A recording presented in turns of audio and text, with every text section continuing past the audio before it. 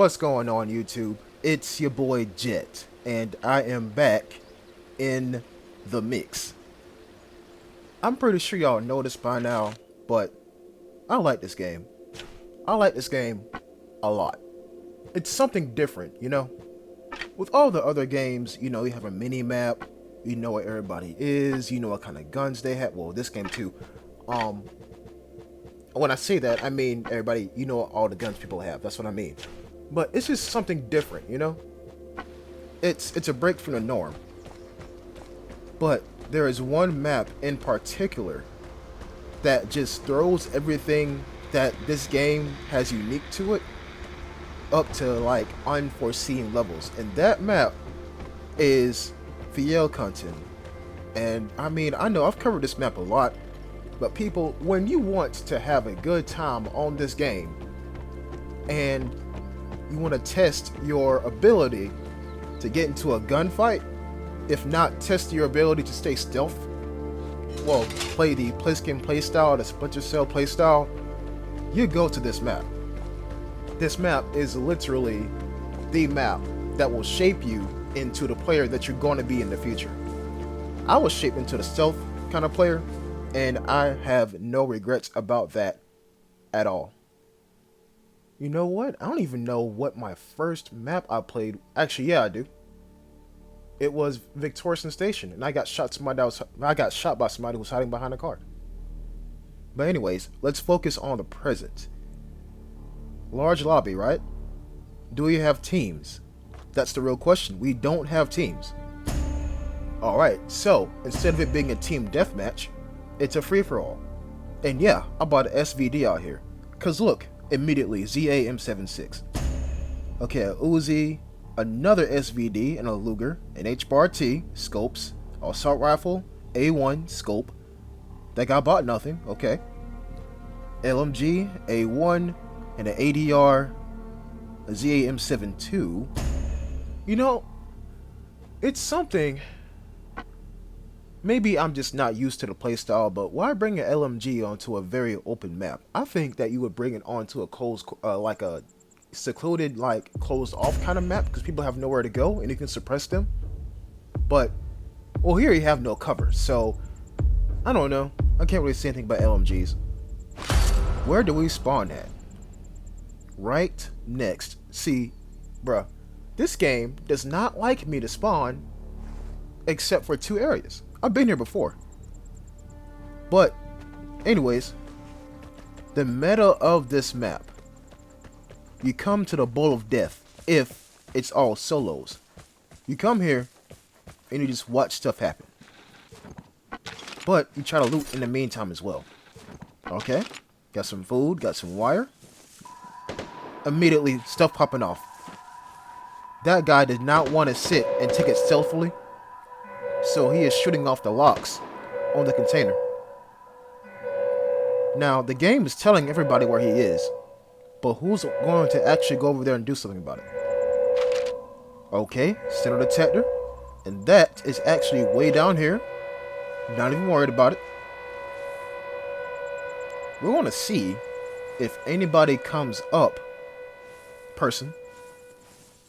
Hide in this bush. I think they're going for an exit. They stopped moving. Okay. Now they're going. Okay, they crouched and they're probably prone right now. Kept walking. There you go. Like I said, gunfire attracts people. Alright, so there's two people near the container. Maybe one, because that was a very good spray.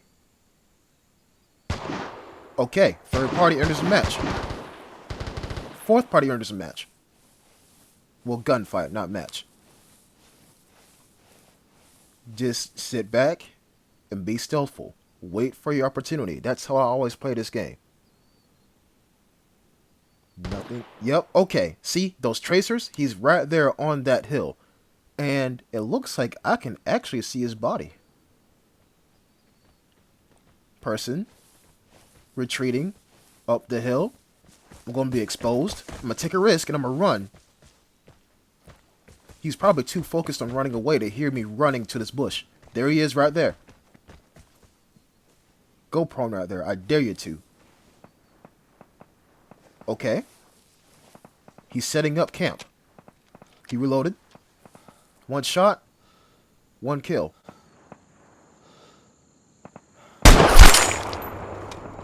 You see, let me tell you why one shot is so important.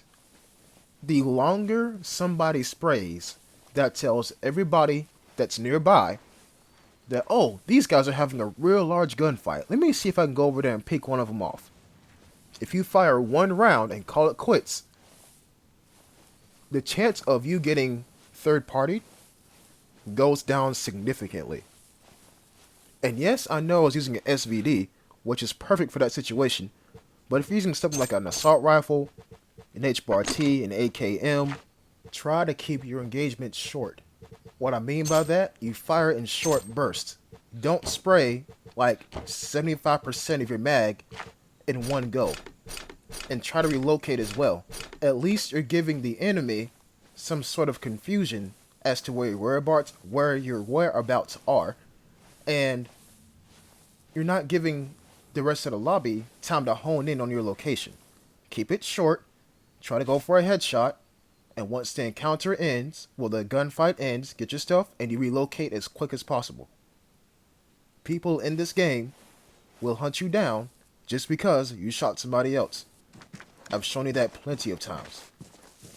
But yeah, 2 SVDs. One bought in, one earned. Feeling kind of good about myself. And now I have the paradox of 2 guns, one type of ammunition. I'm going to keep it all in one gun. Because I feel like switching guns in this game is slower than reloading for some reason. But I could be wrong. Never actually put that to the test. Okay. Now that encounter is over and I'm pretty much like 90% full. And that guy with the LMG is still going ham. So you know what I'm going to do? I'm going to turn around and I'm going to go back and I'm going to look. I'm going to look to see what's happening. This is why you always want to kill your people, kill your prey, in a very short time, using at minimum, no more than like 10 rounds. Because look what I'm doing. Dude with the LMG just sprayed, and now I'm interested. I was gonna turn around, which I am right now, and go away to do some other stuff, but now I'm interested. Try to keep your engagements short. Usually that house right there has like 34 glass in it and like 5 electronics. I want to see if that's the case right now. Oh well, 75 glass, that's cool. Alright, now, I'm pretty much, like I said, like 90% full. And I'm not going to take the nearest exit that's right there in the caverns.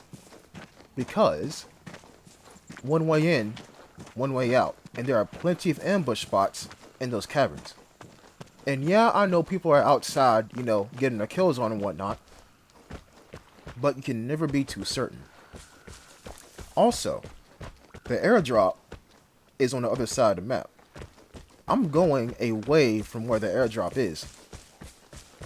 The chances of me running into somebody running the other way are pretty high. But I would rather run into them going that way rather than I run into them going the same way. Because at least there's a chance we can pass each other harmlessly. When you have a lot of loot in like high profile guns, like 2 SVDs, you want to like preserve your health, your safety, your true sense of security. But I'm not alone. You heard that? That was an ADR 97. People are still on this edge of the map. That's another example. Yes, the airdrop is near the church, but that's a long walk. And you and I both know who's going to walk that far just for one airdrop. Normally, if the airdrop is in maybe the middle of the map, if not how can I put this? The pond that is beside the church, maybe people will go for it. But right there, you see that? Somebody's running to get some guns. Now, I say guns. They could be getting some healing consumables because they just got into a gunfight. Now, if you're wondering why I'm not shooting here, is because he's watching another party. I want to let his attention get more and more invested into that gunfight, which is happening to our right. You hear that right there. He probably sees them, actually. Because the more attention he puts there, bruh, they're going ham. The more attention he puts there, the less attention and the more, how can I say this, jump scared he will get. The plane is coming. Prepare to fight for the airdrop. The more jump scared he will get when I shoot him. The psychological effect of being shot in this game is massive. You take like 2 rounds to the body and you're like, whoa! And you start to run away. But there are a certain breed of people who will take 2 shots to the torso and they're like, oh, it's go time now. And pull out their MG42 and just start blasting. But usually people will be like, oh, it's time to go. And they run away. Now here, I'm looking to see if he's still there. But I don't see him. But I don't see him crawl away either. So I am going to maneuver across this ridge and keep an eye on that place because I didn't see him move. I didn't. I'm going to holster my weapon and I'm going to keep my eye on that hill. But something's also telling me that there's somebody on my left too, like on this ridge. And so I'm waiting here to see if I hear any gunshots or footsteps, and I don't seem to hear anything. I'm going to continue on because I'm trying to take the least used exit on this map, but I see him again. And right now I'm thinking, is it worth going after one dude that may have an ADR 97 and I'll trade in my SVD for an ADR 97 with plenty of rounds for it, versus me leaving with 2 SVDs and loot to boot? I didn't mean for that to rhyme, but loot to boot. Let's weigh the options. Well, let's weigh the extenuating circumstances. 1, it's at night. 2, that guy's an ADR. Probably the best, if not top 5, best CQC, close quarters combat, weapons in this game. 3, he might not have seen me, but he can probably hear me because he was already shooting at a guy over here. 4, he may be wounded. But again, 5, if I die, I lose both my SVDs.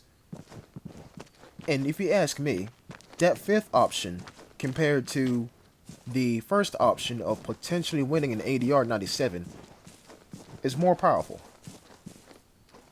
But I'm going to go back and I'm going to look.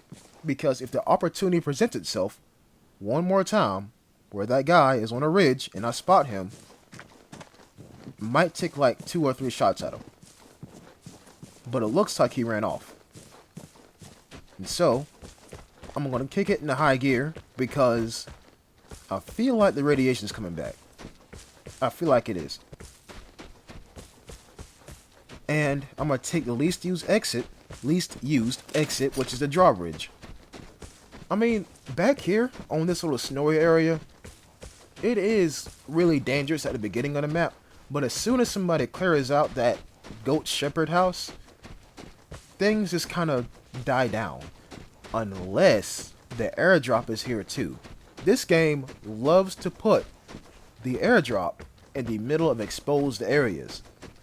To my right, that pond, the airdrop will sometimes land there too.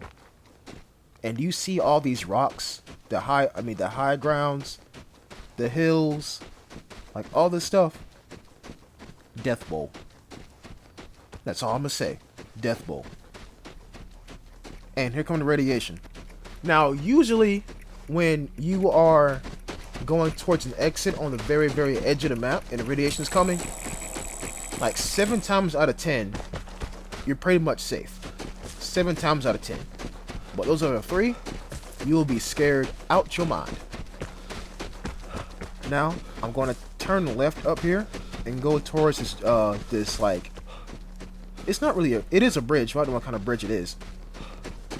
And I'm gonna get out of here because I'm already 90% full. I'm on the other side of the map. I don't hear nobody. I don't hear no gunshots. Me and that guy with the ADR 97 is probably the only two people left in this lobby. Everybody else either died or left. And here we are.